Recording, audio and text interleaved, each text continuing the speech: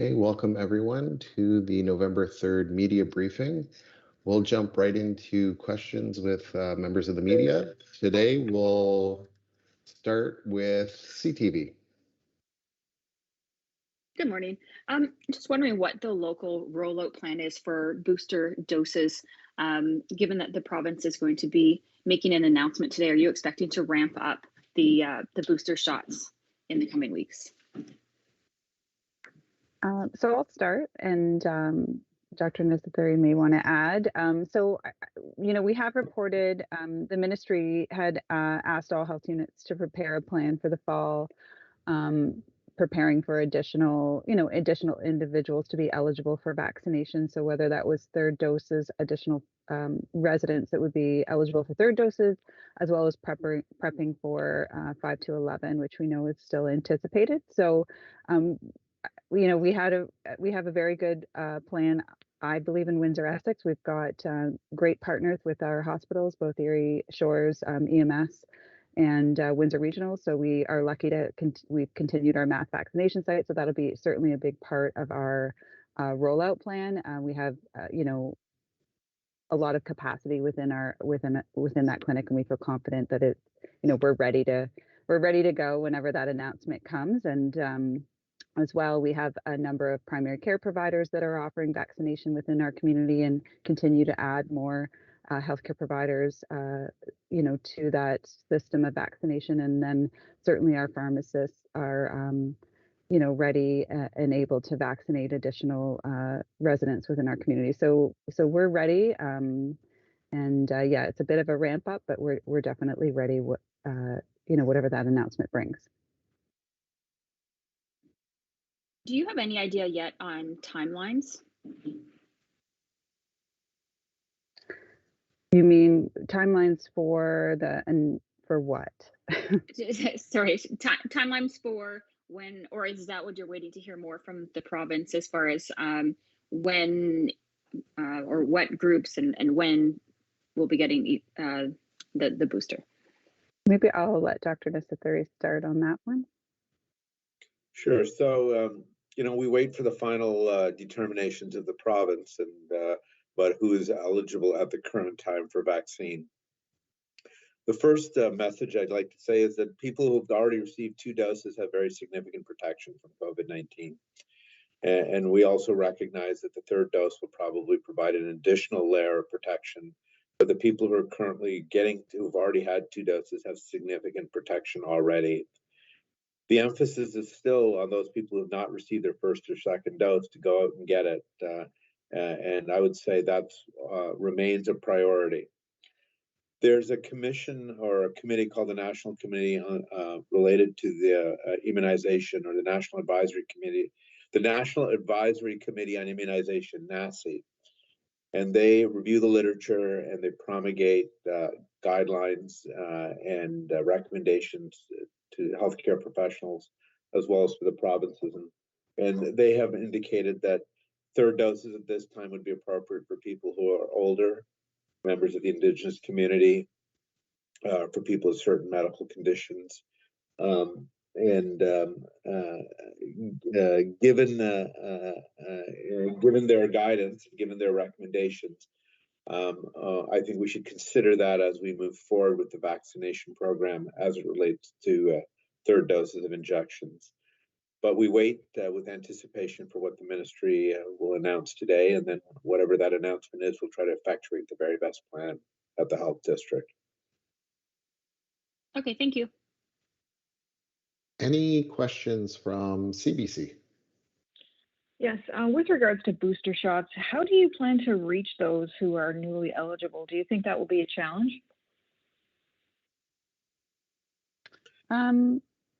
We have multiple strategies for communicating through our healthcare providers, through our pharmacies, certainly through the media.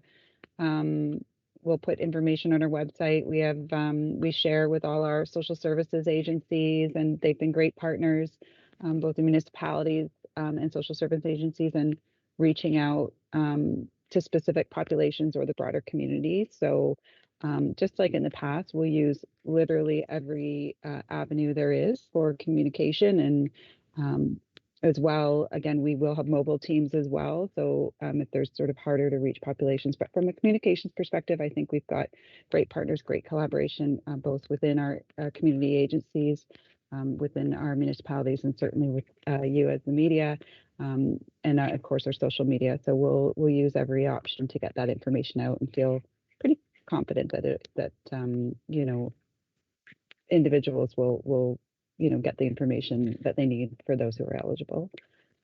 Dr. Nasturi, I don't know if you want to add anything. Yeah, people have already received 2 injections, know the process to on how they can access immunization. So I would anticipate that people who've already received 2 immunizations would be well versed and skilled at accessing the 3rd vaccine. Secondly, as Nicole had emphasized, the health district has a multi-channel distribution system. And for the most part, one would characterize that as a pretty convenient way to access vaccination. So I don't anticipate the 3rd injection for eligible communities, for the most part, to be a challenge. I think the issue that we may still and continue to have is how do we reach the people who aren't currently vaccinated, and that I think requires continuing dialogue and education to try to reach those individuals. I know that you've used phone calls in the past, if I'm remembering correctly. I think that was to reach people who are still needing their 2nd dose. Is that a strategy that you'll be looking at this time as well? Yeah, so we still have our, you know, we'll use our online booking system as we have in the past. And as Dr. Nissathuri said, those who've already received a vaccination will be familiar with the process. We do have our booking call center as well. So that's where the number hasn't changed and individuals can call if they need greater assistance. And where we have capacity, we have made calls. We really have prioritized those calls, though, to those who are eligible for 1st doses who still have not gotten them. So we did a big surge. Our health unit, in partnership with our call booking center, which is supported by the City of Windsor and Windsor Regional, did call individuals that had received a 1st dose and were not yet had received their 2nd. And then we partnered with the province, and they actually did call. Actually, just recently we finalized. They did call. You know, a good majority of residents who had not yet received their 1st dose, and that was just completed recently. So it is an option that's always on the table, and if needed, we can make calls as well. Thanks very much. Any questions from Blackbird? No, sorry. That's okay. Any questions from the Windsor Star? No, thank you. Any questions from AIM 800? Just want to say thanks, Mike and the team, for getting the number that I asked on Monday about the eligible individuals that still need the shots. To that point, Doctor, still about 55,000 that are currently eligible that haven't received the dose. I know in mid-September we were just under 71,000 people. Now 55,000, making some progress, but still 55,000 is a lot of people. Just want to get your thoughts. Yeah, it's still a lot of people, and we know that the people who are most likely to be hospitalized and admitted to the and getting sick are those that are unvaccinated. I think a reasonable estimate is that you're 6 times more likely to get infected if you're unvaccinated. So I still think it's a challenge, and something we have to put our public health energies on, is to try to reach the unvaccinated and try to get those people who are eligible for vaccine but have yet to receive the vaccine to get vaccinated. I think it has a benefit to them, and it also has a benefit to the broader community. That number 55. Oh, sorry. Go ahead. Sorry. I'll wait to hear questions. I was just going to say that number 55,000 in our, I guess, area and our population. Is that number, I guess, high compared to other regions our size, or where do we line up? Do we know? We do. I don't have the latest data in front of me, but Windsor-Essex is in the lower half to lower 1/3 historically of 34 health districts for vaccination. So it does lag behind the provincial average, and it does lag behind other health districts.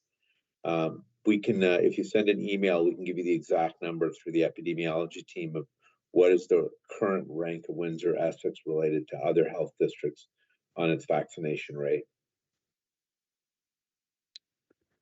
Rob, I was just going to add that you had asked a question on Monday about our enforcement over the weekend. So I do have a response for you. I can't speak to bylaw or police, but our enforcement officers were out and visited a lot of establishments. We did lay about 6 charges, and they were for a variety of reasons under the ROA. So mask use is certainly something that we have seen as a commonality. So adherence to mask use within bars and restaurants. So a good reminder for everyone, including establishments, that mask use is still required and a very important part. Even though proof of vaccination is required, individuals in an indoor setting do still need to wear a mask, when moving around the setting. As well, things like screening and, PPE, broader PPE as well. So it was for a variety of reasons under the ROI, but just wanted to give you that response. Thanks, Nicole. I guess to that point, is 6, I know it's Halloween weekend, is 6 on a higher side that we're seeing on weekends, or is 6 a number that I guess the team has laid, I guess, any weekend, or 6 considered high? We can probably get you the average. Yeah, I think I wouldn't want to respond to say if it's, I think it's considered probably pretty average, but we can get you that exact number. I can consult with the team and we can give you an average. Thank you very much. Any additional questions from CTV? No, thank you. Any additional questions from CBC? No, thank you. Any additional questions from Blackburn? Nope, I'm good, thank you. Any additional questions from the Windsor Star? No, thank you. Any additional questions from AM 800? No, thank you. Okay, thank you, everyone. We'll see you tomorrow at 8:30. All right. See you All the tomorrow. best.